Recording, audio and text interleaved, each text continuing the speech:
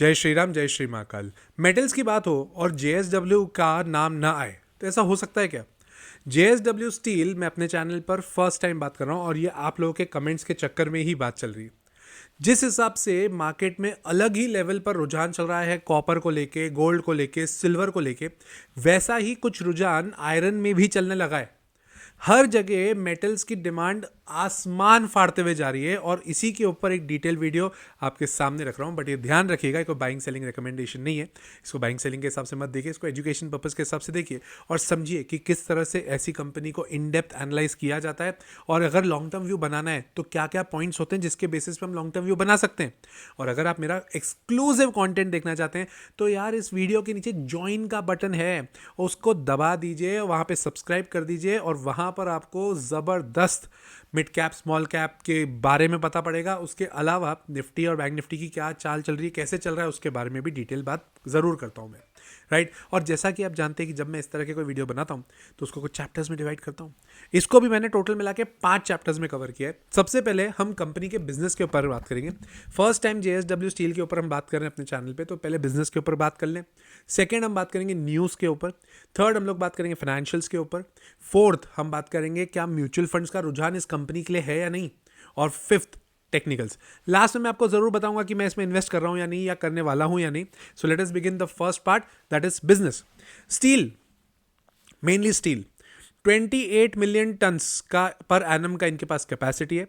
Hot rolled, cold rolled, galvanised, pre painted TMT बार, वो सरिये वरिये नहीं आते वो, और वायर रॉड्स, इन सब का पूरा काम करते। विजयनगर बेस्ड ये कंपनी है, वहां पे सबसे बड़ा इनका प्लांट वहीं पे है। मज़ेदार बात यह है, भूषण पावर एंड स्टील को इन्होंने एक्वायर कर रखा है और Asian colour coated Ispat limited को भी इन्होंने अच्छे खासे लेवल पर एक्वायर कर रखा है। अब ये कंपनी आज की तारीख में क्या कर रही है ना, ऐसी तरह की कंपनी है, छोटी छोटी कंपनियों को ना खरीदते रहे थे। अदानी जी नहीं कर रहे हैं। अदानी जी क्या कर रहे हैं, जैसे सीमेंट इंडस्ट्री की अपन बात करें तो सीमेंट इंडस्ट्री में हर एक कंपनी को एक एक करके करते करते करते कंज्यूम करते जा रहे हैं, ताकि एट दी एंड जब मार्केट में सिर्फ बड़े प्लेयर्स बटे तो प्राइसिंग के ऊपर कंट्रोल रहेगा, बिजनेस के ऊपर कंट्रोल रहेगा और ओवरऑल सेटअप के ऊपर भी कंट्रोल रहेगा। तो वैसे ही जितने बड़े बड़े ग्रुप्स हैं, आप अगर पिछले 3-4 साल देखेंगे ना, सब छोटी छोटी कंपनियों को धीरे धीरे क्या कर रहे हैं, एक्वायर करते जा रहे हैं। तो ये भी वैसा ही काम कर रहे हैं।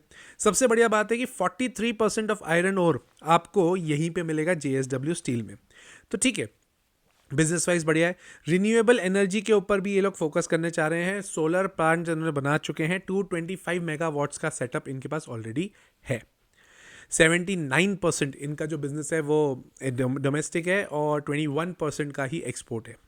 मतलब मेजरली इंडिया में ही काम कर रहे हैं। 25 न्यू प्रोडक्ट्स लेने की बात करें, नए लेके आएंगे और 2339 आउटलेट्स भी हैं इनके पास। मतलब देखो यार, इन शॉर्ट, क्या ये छोटी कंपनी है? नहीं। क्या ये बड़ी कंपनी है? यस। क्या स्कोप वाइज बिजनेस अच्छा है? क्या इंडिया में, वर्ल्ड में कंस्ट्रक्शन की कमी है? क्या लोग कंस्ट्रक्ट कम कर रहे हैं? हाँ, बट इसके ऊपर डिपेंड करता है। अगर वर्ल्ड इकोनॉमी में स्टेबिलिटी रही, वर्ल्ड इकोनॉमी ग्रो करी, तो ही जाके कंस्ट्रक्शन स्ट्रांग होंगे। अदरवाइज कंस्ट्रक्शन में अगर डिप आया तो ऐसी कंपनीज में बहुत तेजी से डिप आता है। मेटल सेक्टर से एक और चीज कनेक्ट करते हैं हम लोग। मेटल सेक्टर में यूजुअली क्या होता है, मेटल्स का राजा कौन है? चाइना, ठीक है ना। तो चाइना की अगर इकोनॉमी अच्छी ग्रो करती है तो चाइनीज कंपनी जो मेटल्स बना रही है ना, वो पूरा का पूरा कंजम्पशन कौन कर लेता है? चाइना। तो वर्ल्ड को वो एक्सपोर्ट नहीं कर पाते हैं, तो फिर वर्ल्ड को एक्सपोर्ट कौन करेगा? इंडियंस। तो इंडियंस जब वर्ल्ड को एक्सपोर्ट करते हैं तो हमारा भी धंधा बढ़ता है। तो जब चाइनीज इकोनॉमी बढ़ती है तो इंडियन कंपनीज का धंधा भी बढ़ता है। आई होप कि कोरिलेशन समझ गए। वापस समझाता हूं। चाइनीज कंपनी बढ़ गई तो मतलब चाइनीज इकोनॉमी स्ट्रांग होगी, तो चाइना की मेटल डिमांड ज़्यादातर यूज़ कहाँ पे होगी? चाइना में होगी। तो फिर वर्ल्ड की डिमांड कौन पूरी करेगा? इंडिया। तो चाइनीज इकोनॉमी बढ़ी तो इंडिया का मेटल धंधा भी बढ़ा। चाइनीज इकोनॉमी घटी, खराब हुई, तो चाइना के जितनी मेटल कंपनीज हैं वो चाइना में तो अपना कंजम्पशन कर नहीं पाएंगे, तो वो क्या करेंगे? वो बेचेंगे माल इंडिया के बाहर, सॉरी चाइना के बाहर, मतलब एक्सपोर्ट। जो अभी तक कौन केटर कर रहा था? हम लोग। फिर वो सस्ते में बेचेंगे। तो बाहर वाले लोगों को इससे से थोड़ी मतलब है कि इंडिया से आ रहा है या चाइना से आ रहा है, उनको तो सस्ते से मतलब है। फिर इंडियन इकोनॉमी की भी हालत खराब होती है, मेटल कंपनीज की भी हालत खराब होती है, जैसे टाटा स्टील की भी हुई थी, right. But effectively business wise बढ़िया है, कोई डाउट नहीं है। Let's come to the news part, second part, that is credit rating agency जो जापान की क्रेडिट रेटिंग एजेंसी है उसने इसको ए ग्रेड कर दिया, that is good, positive news है। Q3 दिसंबर क्वार्टर का जो रिजल्ट है वो 23 जनवरी को आएगा, बढ़िया, तब देखेंगे, एक बार वापस उसको पूरा इवेल्यूएट करना पड़ेगा।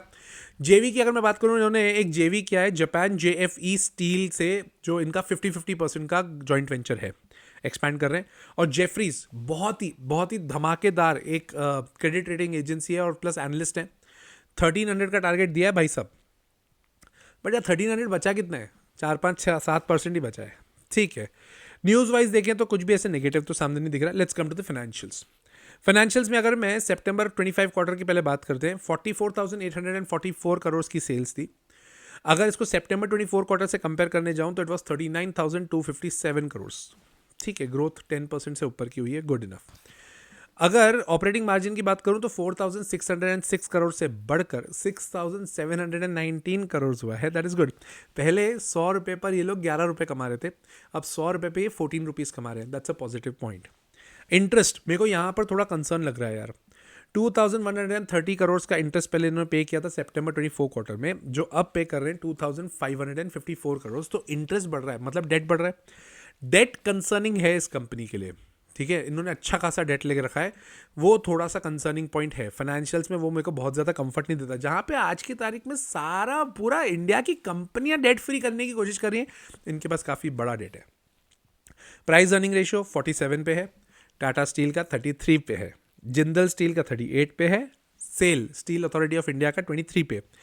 तो इफेक्टिवली जो इनके मेन पीयर ग्रुप से ये महंगी है एज ऑफ नाउ, ठीक है ना, तो ध्यान रखिएगा। प्रमोटर के पास 46% है, FIIs बढ़िया 26% होल्ड कर रखे हैं, DIIs के पास 11% है और पब्लिक के पास 7% ही है, that's a good point, public के पास कम है। डेट मेरे लिए कंसर्निंग है और दूसरा वैल्यूएशन मेरे लिए कंसर्निंग है, ठीक है। तो ये आई होप कि ये चीज़ समझ में आ रही है। हाँ, और अगर आपको इतना इन डेप्थ सीखना है कि किस तरह से इतना एनालाइज करके अपना डिसीजन मेकिंग करते हैं, तो मेरा कोर्स है यार द लॉजिकल इन्वेस्टर, जो वीकेंड क्लासेस होती है सैटरडे और संडे। सैटरडे संडे की क्लास है, सिंपल तरह से हम लोग काम करते हैं भाई, सैटरडे नाइट संडे आफ्टरनून, ताकि आपकी कोई भी लाइफ की दिनचर्या में कोई भी ज़्यादा इंपैक्ट ना आए। फंडामेंटल टेक्निकल एनालिसिस दोनों हम लोग करते हैं ताकि हम एक फर्म डिसीजन ले पाए। कोर्स का नाम बहुत क्लियर है, द लॉजिकल इन्वेस्टर, ठीक है ना। और अगर आप इंटरेस्टेड हो तो स्क्रीन पर नंबर दिया हुआ है, उस पर कॉल कर दीजिए, नहीं तो कमेंट कर दीजिएगा कोर्स, मेरी टीम आपको एक अलग से कॉन्टैक्ट भेजेगी और वहाँ से आप अपना डिटेल ले सकते हैं। cnikhilnanani.com मेरी वेबसाइट भी है, वहाँ जा लो, वहीं चले जाओ यार, वो भी कोई दिक्कत नहीं है, right. Let's come to the next part, that is mutual fund. ICICI Prudential conglomerate 3% खरीदा है उन्होंने स्टेक, क्वांट ने 3% घटाया है, तो कोई खरीद रहा है तो कोई बेच रहा है। यूनियन एक्टिव ने 2.7% खरीदा है और SBI ने 0.38% भी खरीदा है, मतलब मेजरली ये लोग खरीद रहे हैं। अब देखो, जिस हिसाब से मेटल इंडस्ट्री चल रही है, तो क्या ऐसी कंपनियों का खरीदना बनता है, बनता है, कोई डाउट ही नहीं है। तो वही एक बहुत बड़ा रीज़न है जिसके कारण ये सब इसमें अच्छी खासी ग्रोथ दिख रही है। टेक्निकल्स की बात करें, 1080 एक बहुत क्रिटिकल सपोर्ट है, अगर वो टूटता है तो दिक्कत आएगी। रेजिस्टेंस की बात करूं 1190 और 1235, इन दोनों को क्रॉस करना बहुत इंपॉर्टेंट है, थोड़ा खतरनाक है ये, बट ये जब तक क्रॉस नहीं करेंगे तब तक फ्रेश तेज़ी की उम्मीद हम लोग नहीं लगा सकते हैं। तो ब्रेकआउट तभी आएगा जब 1235 को क्रॉस करके जाएगा, और सपोर्ट तभी टूटेगा जब 1080 के नीचे, मतलब ये करीब करीब 150 पॉइंट का यहाँ पे मूवमेंट है, 10 to 11% का ये ब्रैकेट बन चुका है। इन दोनों को क्रॉस करना पड़ेगा और इसको ध्यान रखना पड़ेगा। मैं इन्वेस्टेड नहीं हूँ, मैं नहीं सोच रहा हूँ इन्वेस्ट करने का, मेरा मूड इस कंपनी में थोड़ा कंपैरेटिवली कम है। मेटल सेक्टर में बहुत सारी कंपनियां हैं यार जिसके ऊपर अपन फोकस कर सकते हैं। हिंद कॉपर और हिंडाल को मैंने दिवाली पिक्स में दिया ही था, और ऐसी कंपनियां मेरे को थोड़ी ज़्यादा बेहतर लगती है। I am not that much interested in this company. हाँ, तो मैंने इन्वेस्ट नहीं किया हुआ है, ये आपका जानना ज़रूरी था, राइट। और अगर आपको मेरा कंटेंट अच्छा लगता है तो यार तुम लोग लाइक नहीं कर रहे हो यार, शेयर भी क्या करो ना अपने दोस्तों के साथ, लोगों को भी पता पड़े ना कि किस तरह से वीडियोस बनते हैं, बाद इतनी मेहनत से बनते हैं।